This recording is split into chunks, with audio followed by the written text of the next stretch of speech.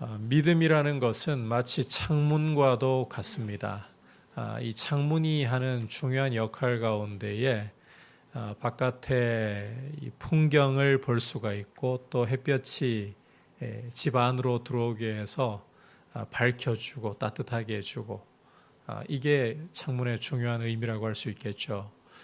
우리 믿음도 마찬가지입니다. 믿음 그 자체가 중요한 것보다는 믿음이 바라보는 대상 때문에 믿음이 중요해지는 것입니다. 여러분께서 어떤 믿음을 가지고 계시느냐, 그 대상이 결정한다는 거예요. 여러분이 만약에 돈을 믿고 살아가고 있다면 여러분의 행동은 돈을 따라가게 되어 있습니다. 그러면 그 믿음은 이 돈과 함께 가는 믿음, 돈이 사라지면 무너질 믿음이에요. 우리 믿음은 예수 그리스도를 대상으로 하고 있습니다. 그리스도께서 우리 믿음을 참 믿음 되게 하신다는 것입니다. 오늘 우리가 함께 살펴볼 말씀은 예수님이 제자들과 함께 배를 타고 갈릴리 호수를 건너시는 장면을 담고 있는데 마침 이때에 호수에 큰 풍랑이 불어닥쳐서 이 배가 위기를 맞이하는 것을 볼 수가 있습니다. 그런데 바로 이 장면 속에서 우리가 예수 그리스도께서 어떠한 분이신가를 어떤 때보다도 잘 엿볼 수가 있어요. 그래서 이 모습을 바라보면서 또 우리 주님이 제자들에게 하시는 말씀을 통해서 우리 믿음에 대해서 함께 살펴보는 시간을 좀 가지려고 합니다.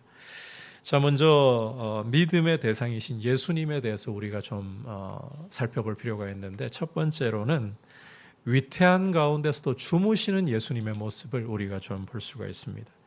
23절과 24절을 여러분께서 오늘 말씀을 통해 보시면 배를 타고 갈릴리 호수를 건너시는 중에 제가 앞서 말씀드린 것처럼 광풍이 호수에 내리칩니다. 이 갈릴리 호수는 그 위치나 지형 때문에 돌풍이 간혹 불곤 했습니다. 그런데 우리 주님이 제자들과 함께 이 갈릴리 호수를 배 타고 건너시는 바로 그 상황에서 이 돌풍이 불어닥친 거예요. 이때 주님이 어떻게 하고 계시는가? 23절 머리 부분을 보시면 잠이 들어 계셨다. 배를 타고 난 직후부터 우리 주님이 잠이 들어 계신 상태였다라는 것을 보여주고 있습니다. 그런데 우리 주님의 잠은 이 갑작스럽게 돌풍이 호수에 불어가지고 이 호수를 몰아치고 있는 상황에서도 물결이 배로 넘어와서 배에 물이 차오르고 배가 거의 가라앉기 일보 직전까지 가는데도 깨지를 않습니다. 급기야 제자들이 주여 주여 우리가 죽게 되었나이다 이 말씀을 드릴 때까지도 주님은 깨어나지 않으셨습니다. 이 주님의 모습을 보면 갈릴리 호수를 건너시기 전까지 사역이 굉장히 많고 피곤하셨겠구나. 우리가 이런 추측을 해볼 수도 있을 것 같습니다. 오죽 피곤하시면 이렇게 바람이 거세게 불고 물결이 일어나서 배에 넘어 들어와서 배에 거의 다 차기까지도 잠을 못 깨시는 걸 보면 말입니다. 그런데 여러분, 우리가 여기에서 잠시 제자들의 반응을 다시 한번 좀 생각을 해볼 필요가 있어요. 제자들이 주여 주여 우리가 죽게 되었나이다 라고 말씀을 드렸잖아요. 이 말씀을 드리고 있는 제자들은 그냥 육지에서만 살아왔던 사람들 아닙니다. 제자들 중에 다수가 갈릴리에서 자라났고 갈릴리에서 잔뼈가 굵은 어부 출신들입니다. 그런데 이 어부 출신들이 갈릴리에 대해서 누구보다도 잘 알고 있을 이들이, 경험이 많은 이들이 주여 주여 우리가 죽게 되었나이다 라고 할 정도로 풍랑이 거센 거예요. 물이 넘어 들어와 가지고 배가 가라앉게 되었다. 이걸 해결할 힘이 없을 정도까지였다는 거예요. 이런 풍랑이 불어치고 있다. 그렇다면 여러분, 이 상황에서 상식적으로 사람이 잠을 잘 수 있다. 이게 가능한 일인가요? 불가능한 일인가요? 아무리 사역이 바빠서 피곤하기로서니, 심지어 며칠 밤을 새웠기로서니, 이 정도 상황이 되면 자다가도 벌떡 일어나가지고 난리가 났다라고 생각해야 되는 거 아닙니까? 그런데 우리 주님은 이렇게 거센 풍파가 몰아치는 가운데서도 배에 물이 넘어 들어와서 거의 가라앉게 된 상황에서도 잠을 주무셨다는 것입니다. 그렇다면 우리가 이 장면을 바라보면서 예수님이 단순히 피곤해서 이렇게 잠을 주무신다라고 생각을 하면 안 된다는 거예요. 새로운 각도로 이 장면을 바라볼 필요가 있다는 것입니다.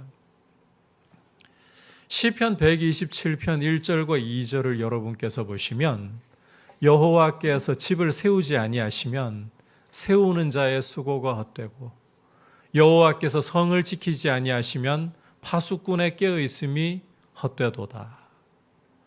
그리고 시인은 2절에서 또 이렇게 말씀을 하고 있습니다. 그러므로 여호와께서 그 사랑하시는 자에게 잠을 주시는도다. 여러분, 마음속에 많은 생각들이 차오르고 염려와 근심이 가득할 때 밤에 잠이 잘 오던가요? 자려고 하다가도 하품을 하고 이제는 잘 때가 되었다라고 생각하다가도 생각이 계속해서 내 마음속에 떠오르기 시작하고 염려와 근심이 밀려오기 시작하면 오던 잠도 그냥 달아나 버립니다. 그러면 어떻게 해야 잠을 푹 잘 수가 있습니까? 내 모든 생각과 염려와 근심이 물러가야 되는 거예요. 여호와께서 그 사랑하는 자에게 잠을 주시는도다. 이 말은 하나님 사랑하는 사람은 그냥 잠 잘 온다 이 뜻이 아니에요. 하나님께서 인생의 그 염려와 근심을 걷어가시니 마음에 평안을 주시니 두 다리 뻗고 잠을 푹 잘 수 있게 된다 이 말인 거예요. 내 인생 내가 스스로 세워보려고 아등바등 몸부림쳐서 세워지는 게 아니라 내 인생 내가 지키려고 보호하려고 아등바등 애써서 지켜지는 게 아니라 여호와께서 세우셔야, 여호와께서 지키셔야 내 인생이 서고 보호가 되는 것입니다. 그래서 인생 경영을 하나님께 맡겨드리고 하나님을 의지했더니 하나님이 인생의 주인이 되시고 책임자가 되어주심으로 내 마음의 모든 짐들을 하나님께 맡겨드렸더니 하나님이 평안을 주시고 잠을 주신다. 이게 시편 127편의 이야기인 거예요. 그렇다면 이 생각을 가지고 오늘 말씀으로 다시 한번 돌아와 보도록 하시죠. 여러분, 지금 거센 바람이 불고 있습니다. 물결이 일렁이면서 배에 넘어 들어와서 배가 거의 가라앉기 일보 직전까지 다가가고 있습니다. 게다가 제자들은 이제 아우성치고 있습니다. 주여 주여 우리가 죽게 되었나이다. 이 상황까지 잠을 주무셨다. 여러분, 이게 무엇을 보여주는 건가요? 피곤하셨다? 천만에요. 거센 바람도 뒤흔들 수 없고 죽음의 물결도 흔들 수 없는 창조주의 평강이 그리스도의 마음에 가득하시다는 거예요. 우리 주님의 모습을 보면서 죽음의 물결도 흔들 수 없는 창조주의 평안이 그 속에 가득하시구나. 오늘 이 말씀 속에서 여러분, 예수님의 모습을 통해서 예수님은 평강의 주인이시다. 이 사실을 먼저 바라보아야 하는 것입니다. 여러분, 이 평강의 주님을 바라보시기를 축복합니다. 여러분에게도 이 평강이 충만하시기를 축복합니다. 이제 두 번째로 바라볼 우리 주님의 모습은 제자들의 소리를 들으시고 또 그 소리를 들으시고 바람과 물결을 다스리시는, 말씀으로 다스리시는 주님이십니다. 먼저 24절 후반부 보도록 하겠습니다. 같이 읽어볼까요? 시작. 예수께서 잠을 깨사 바람과 물결을 꾸짖으시니 이에 그쳐 잔잔하여지더라. 자, 함께 읽은 말씀에서 우리 주님의 모습 중에 중요한 모습을 좀 주목할 부분이 있어요. 그것은 제자들이 잠을 깨울 때에 우리 주님이 깨어나셨다는 겁니다. 자, 그 전까지 지금 바람과 파도가 거세게 일어나가지고 이 배를 흔들고 있고 물결은 배에 넘어 들어와가지고 가라앉기 일보 직전이라고 했잖아요. 그럼에도 불구하고 우리 주님이 깨셨다, 안 깨셨다? 안 깨셨다고 했죠. 제가 과거에 아버지께서 태풍 부는 날 심부름을 시키시는데 밖에서 고함을 지르시면서 안 들리니까 이 고함을 지르시면서 저한테 뭐라 하시는데 못 알아듣겠어요. 이 태풍이 불어오니까 이 태풍의 거센 바람 소리에 아버지 목소리가 그냥 다 묻혀버리더라고요. 여러분, 지금 갈릴리 호수는 바람 소리만이 아니라 이 물결 소리까지 거세게 몰아치고 있는 상황입니다. 이런 상황 속에서 제자들의 소리를 지른다고 한들 파도 소리에, 바람 소리에 그냥 묻혀버리고 삼켜져 버리는 거예요. 이런 거센 제자들의 소리마저도 삼켜버리는 이 파도와 바람도 주님을 못 깨웠는데, 그런데 오히려 그것에 삼켜져 버리고 묻혀버리는 제자들의 부르짖는 소리는 우리 주님을 깨우고 있습니다. 이 소리를 들으시고 우리 주님이 잠에서 깨어나서 일어나고 계시는 거예요. 여러분, 이 모습을 통해서 우리는 주님이 우리의 부르짖는 소리에 세밀하게 귀를 기울이고 계시는구나.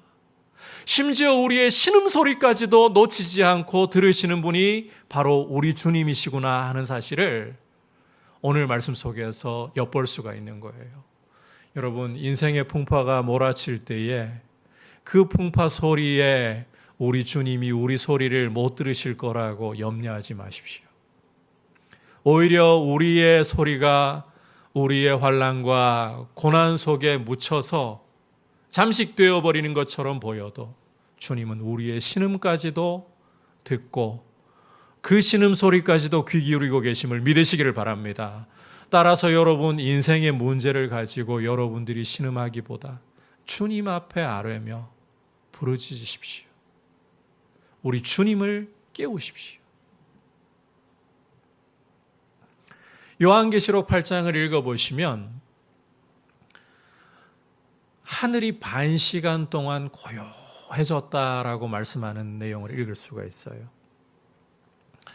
그 전에 여러분께서 요한계시록 4장과 5장을 읽어보시면 하늘에서는 만물이 찬송하는 소리, 천군 천사들이 찬송하는 소리, 24장로들이 찬송하는 소리, 내 생물들이 찬송하는 소리로 온 하늘이 가득 차 있습니다. 찬송 소리가 온 하늘을 가득 채우고 있어요. 그런데 그 찬송 소리로 가득하던 하늘이 반 시간 동안 갑자기 고요해졌다. 이 찬송 소리가 어디로 사라져 버린 걸까요? 여러분, 요한계시록 8장에서 이 찬송이 사라진 것은 문자 그대로 사라졌다는 뜻이 아닙니다. 찬송 소리는 여전히 하늘에 울려 퍼지고 있습니다. 그런데 이렇게 표현한 것은 하나님께서 이 찬송 소리를 멈추게 하실 만큼 성도의 기도에 귀를 기울이고 계신다. 그래서 여러분께서 요한계시록 8장을 보시면요, 하늘이 반 시간 동안 고요하더니 하고 그 다음에 이어지는 말씀이 성도의 기도가 향연과 함께 하나님의 보좌로 올라가더라, 이렇게 기록하는 것을 볼 수가 있어요. 천군 천사들의 만물의 찬송 소리까지 잠잠케 하실 정도로, 문자 그대로 사라진 게 아닙니다. 울려 퍼지고 있습니다. 그런데 그렇게라도 표현할 정도로 우리 기도를 하나님은 귀 기울여 들으시고 우리 기도를 귀중하게 여기신다. 이렇게 우리의 기도 소리를 들으시고 신음 소리까지도 귀 기울여 들으시는 분이 어떠한 세상의 풍파도 우리의 소리를 잠잠케 해버리고 잠식시켜버리지 못하도록 귀 기울이시는 분이 바로 우리 주님이시다라는 거예요. 여러분, 우리 소리를 들으시는 주님.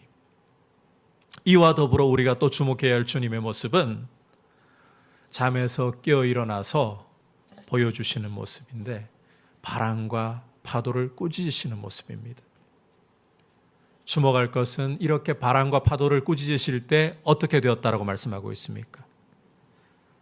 바람이 그치고 물결이 그쳐서 잔잔해졌더라.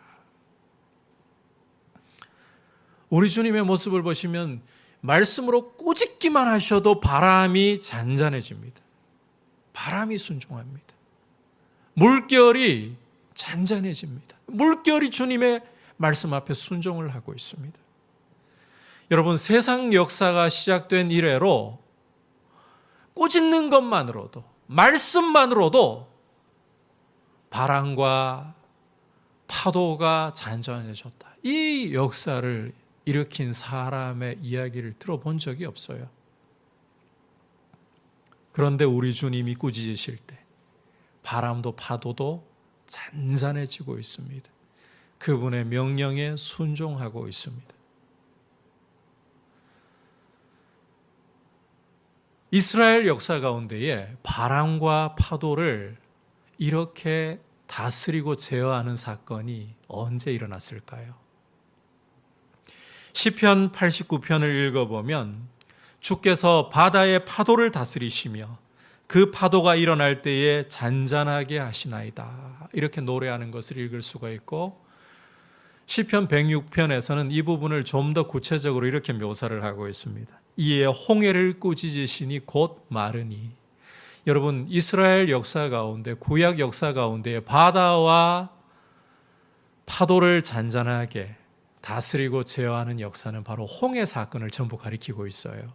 그래서 구약을 읽으실 때에 바다를 잔잔하게 한다, 파도를 다스린다, 이런 표현을 보면 이것은 전부 홍해 사건을 염두에 두고 기록한 말씀이구나. 여러분, 동풍이 거세게 불어오게 해서 넘실거리던 홍해를 마른 땅이 되게 하고 물은 벽을 이루고 서게 만들었던 분이 누구이십니까? 바로 출애굽 당시에 여호와께서 그 일을 행하신 거예요. 여호와께서 바람과 파도를 다스리시는 분이신 거예요. 그렇다면 오늘 말씀 한마디로서 바람과 파도를 다스리고 제어하고 계시는 그분이 예수님이시다. 예수님이 누구시라는 겁니까? 바로 이스라엘 앞에서 홍해를 말리셨던 그 여호와, 그분이 바로 지금 예수 그리스도시라는 거예요. 지금 이 갈릴리에서의 풍파 가운데에 제자들은 주님의 이 모습을 보고 있는 것입니다. 여러분, 말씀만으로 천지 만물을 창조하실 뿐만 아니라 말씀만으로 천지 만물을 다스리실 수 있는 분 뿐만 아니라 모든 소리 가운데에서도 우리의 기도에 세밀하게 귀를 기울이시고 그 소리에 귀 기울여 들으시는 분, 죽음의 물결도 흔들 수 없는 단잠을 주무시는 분, 그분이 바로 예수 그리스도, 우리 믿음의 주인이신 겁니다. 여러분, 이 주님을 바라보는 게 믿음인 줄 아시고 이 주님을 붙잡는 것이 믿음인 줄 아시기를 바랍니다. 중요한 것은 이제 오늘 말씀에서 이런 주님을 모시고 제자들이 어떻게 했느냐, 이 부분에 대해 주님이 어떻게 말씀하시느냐 하는 것입니다. 여러분, 25절 이제 함께 읽어보도록 하겠습니다. 시작. 제자들에게 이르시되 너희 믿음이 어디 있느냐 하시니 그들이 두려워하고 놀랍게 여겨 서로 말하되 그가 누구이기에 바람과 물을 명하며 순종하는가 하더라. 자, 우리 주님이 제자들에게 뭐라고 말씀을 하시는가요? 너희 믿음이 어디 있느냐. 이 헬라 원문으로 봐도 그 말씀하셨다라고 표현을 하고 있는데 분위기를 보면 책망하시는 겁니다. 너희 믿음 어디 있느냐? 한편으로는 인간적으로 되게 좀 서운하고 야속한 생각이 들 것 같아요. 지금 갈릴리 출신의 이 어부 출신의 제자들이 다수이잖아요. 출신은 다 갈릴리입니다. 제가 말씀을 조금 잘못 드렸네요. 전부 갈릴리 출신인데 어부 출신들이 다수잖아요. 이 어부들조차도 속수무책으로 주여 주여 우리가 죽게 되었나이다. 이 정도 상황이었다. 그러면 진짜 답이 없는 상황이었다는 거예요. 이런 고난을 겪었다. 그 다음에 우리의 마음 같아서는 예수님이 제자들에게 너희들 고생했다. 이 풍파 견디느라고 애를 참 많이 먹었다. 이런 위로가 좀 주어져야 할 것 같은데 위로는커녕 너희 믿음 어떠하더니 책망을 하고 계시는 거예요. 굉장히 인간적으로는 서운할 것 같아요. 그런데 여러분, 서운해 보일 수도 있는 이 말씀이 시선을 좀 다르게 해본다면 제자들의 믿음 부족을 이야기하지 않을 수가 없습니다. 여러분, 상식적으로 거센 풍랑이 몰아치고 있고 물이 넘어와가지고 배가 거의 가라앉게 된 지경에서 사람이 잠을 잘 수 있다. 풍랑이 깨우지 못한다. 이게 말이 되는 이야기입니까? 여러분 어떻게 생각하시겠어요? 말 안 되는 거 아닙니까? 이상하게 보아야 되는 거 아닙니까? 그런데 제자들 중에 누구도 이런 주님의 모습에 대해서 이상하게 여기지 않았어요. 그들 눈앞에 주님이 계신 상황입니다. 주님이 보입니다. 그런데 이런 상식적으로 육체를 가진 인간이라면 누구나 벌떡 일어나서 벌벌 떨고 정신이 나가버린 경우가 아니라면 벌벌 떨고 두려워해야 할 상황에서 고요히 잠을 주무시는 주님. 이상해야죠. 그런데 아무도 이상하게 보질 않아요. 주님이 안 보였다는 거예요. 그들 눈에는 주무시고 계시는 주님이 안 보이고 이 배를 뒤흔들고 있고 배를 삼켜버릴 듯한 바람과 물결만이 보였다는 거예요. 다시 말해 그들의 눈이 가려져 있었다는 것입니다. 주님을 볼 수 없도록 그들의 눈이 가려져 있었다는 거예요. 환경이 그들을 지배했다는 거예요. 여러분, 이게 무슨 문제라고 생각하십니까? 믿음이 문제였던 거예요.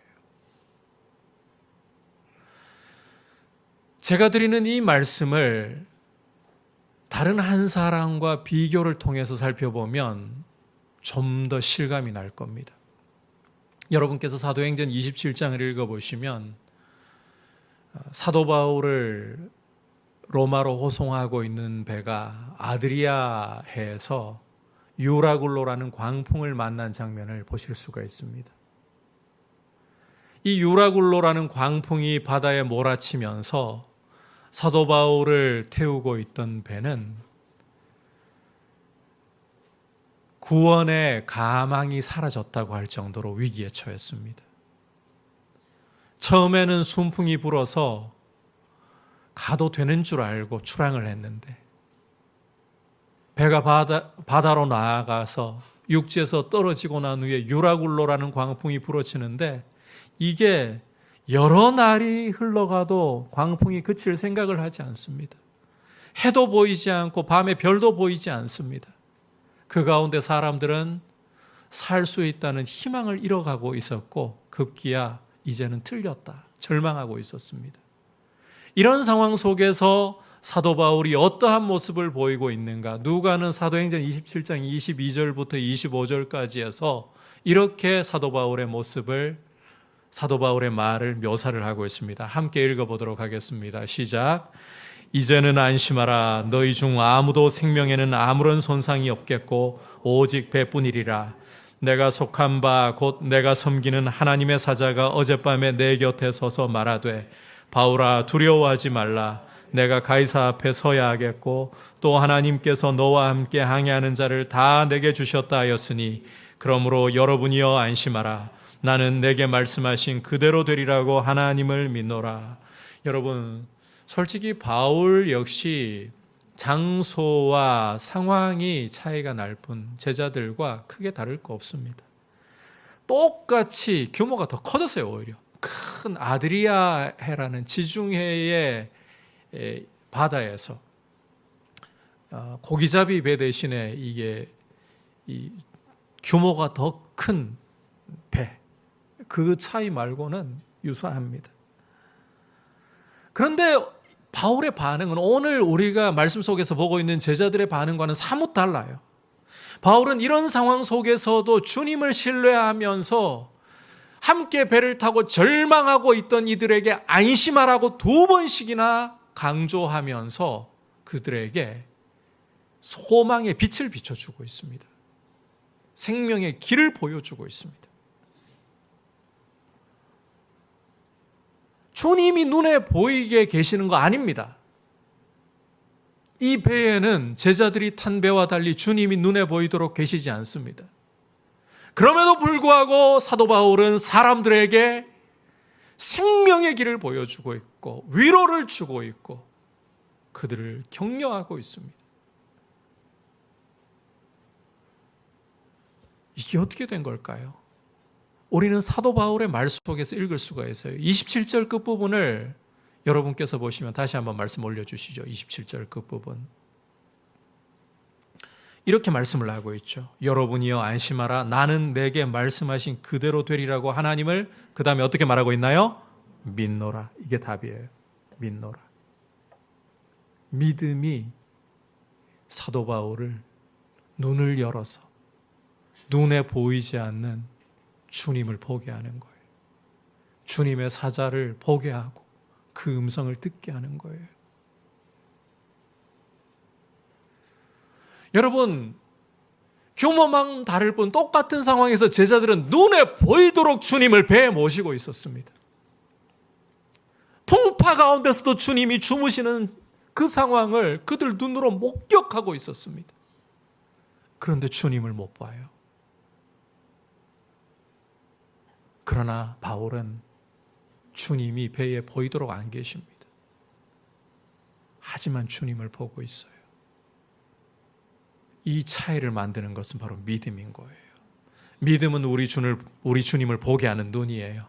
믿음이 있을 때 우리는 주님을 바라보기 시작하고 주님을 주목하기 시작하고 그분이 어떠한 분인가를 생각하면서 그분께 의지하기 시작하는 거예요. 여러분, 우리의 환경을 뛰어넘을 수 있고 우리의 상황을 뛰어넘어서 우리 주님을 바라보고 죽음의 물결도 흔들 수 없는 그 주님의 평안을 바라보고 우리의 기도에 신음까지도 응답하실 수 있는 그 주님을 바라보고 말씀으로 만물을 다스리시고 제어하실 수 있는 그 주님을 바라보게 하는 것은 바로 믿음이다. 믿음의 눈이다.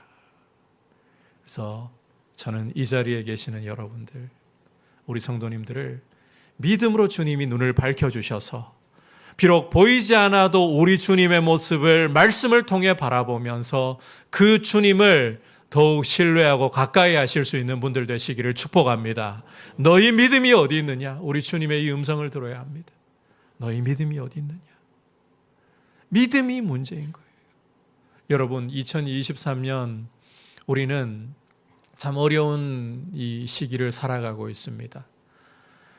국제적으로 우크라이나 러시아 전쟁이 아직 끝이 나지 않고 원자재 가격이며 유가며 안정이 잘 되지 않고 있습니다. 금리 인상으로 인해서 참 많은 사람들이 고통을 당하고 있습니다.